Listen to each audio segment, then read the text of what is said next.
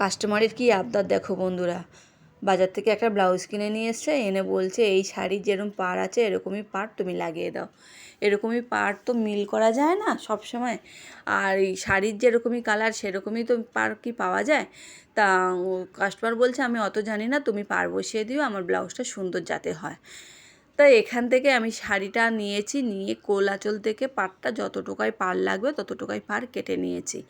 কেটে নেওয়ার পর এখানে অন্য কাপড় দিয়ে আমি শাড়িটা যতটুকায় পাড় কেটেছি ঠিক ততটুকায় আমি অন্য কাপড় দিয়ে মেকআপ করে দিয়েছি। এইভাবে সেলাই করে দিচ্ছি। দেখুন বন্ধুরা, তোমরা যারা চাও যে ব্লাউজ যদি শাড়ির সাথে ম্যাচিং করে পরতে চাও, যে বাজার থেকে কিনে আনা ব্লাউজ হাতায় কোনো পাড় নেই, ন্যাড়ামুড়ো, তা তোমরাই এরকমই করতে পারো।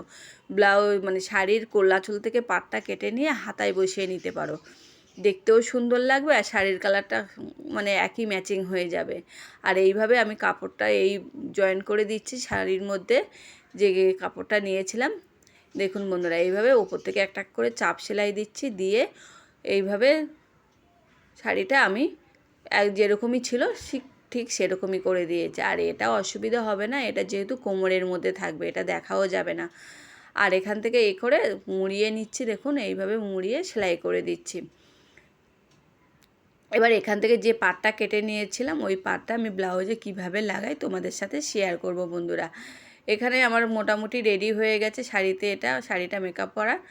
এটা মানে কোমরে থাকবে, কোনো রকম অসুবিধা হবে না। আর এদিকে ব্লাউজটা নিয়েছি, ব্লাউজটা নেওয়ার পরে ব্লাউজটা উল্টোভাবে করে নিয়েছি, নিয়ে ব্লাউজটা এইভাবে খুলে নিয়েছি।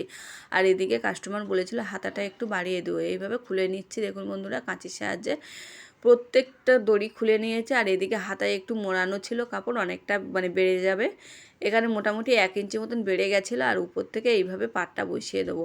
দেখুন বন্ধুরা, উপর থেকে এইভাবে পাটটা বসিয়ে দিলে, ব্লাউজটা ন্যাড়ামোড়া ব্লাউজ ছিল, এবার পাটটা বসিয়ে দেওয়ার পর কতটা সুন্দর লাগছে দেখুন। এইভাবে ধরে ধরে আস্তে আস্তে এইভাবে বসিয়ে দিচ্ছে। আর এইদিকে ব্লাউজটা অনেকটা হাতা খুলে নিয়েছিলাম, যখন এক সাইডে সেলাই হয়ে গেছে তখন আর এক সাইডে এইভাবে মুড়িয়ে নিচ্ছি। আর এদিকে শাড়ির কালারের মতন ব্লাউজটা কিনে নিয়ে এসেছিলো, আর এই কালারের পাটটা বসিয়ে মানে ব্লাউজটার লুকটাই বদলে গেছে, এতটাই সুন্দর লাগছিল। দেখুন বন্ধুরা, এইভাবে পাটটা বসিয়ে দিচ্ছে। পাটটা এদিকে মোটামুটি বসানো রেডি হয়ে গেছে। এবার মুহুরি যা আছে সেই অনুযায়ী ধরে সেলাই করে দিতে হবে।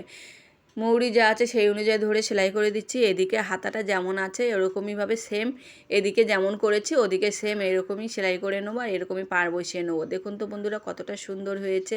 তোমরা যারা বাজার থেকে ব্লাউজ কিনে আনো, যে হয়তো ভাবো যে নেড়ামুড়ো ব্লাউজ কেমন লাগবে, তোমরা শাড়ি কেটে এইভাবে পাড়টা বসিয়ে নিতে পারো। কেমন লেগেছে তোমরা কমেন্ট করতে ভুলো না, আর ভালো লাগলে শেয়ার